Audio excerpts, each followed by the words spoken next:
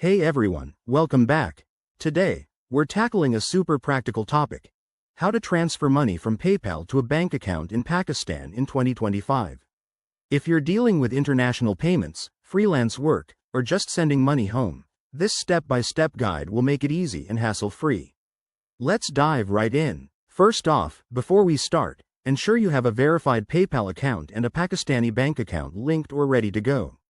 Remember, things like exchange rates and fees can vary, so always check the latest details on PayPal's website, especially with 2025 regulations potentially in play. Step 1. Log into your PayPal account. Open the app or website, enter your email and password, and go through any two-factor authentication for security. Step 2. Once you're in, head to the Wallet section. This is usually found in the main menu, where you can see your balance and manage funds. Step 3. Look for the Withdraw or Transfer to Bank option. If your Pakistani bank isn't linked yet, you'll need to add it.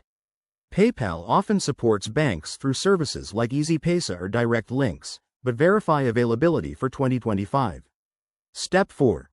Select your bank account from the list and enter the amount you want to transfer. Keep an eye on the currency conversion. PayPal typically uses USD, so it'll convert to PKR with possible fees. Step 5. Double-check all the details, including fees, exchange rates, and estimated arrival time. Then, hit Confirm to process the transfer. It might take 1 to 5 business days to reach your bank, depending on the institutions involved. And that's it. You've successfully moved money from PayPal to your Pakistan bank account. If you run into any issues, PayPal's support or your bank's app can help. This process is straightforward, but always stay updated with the latest rules to avoid surprises.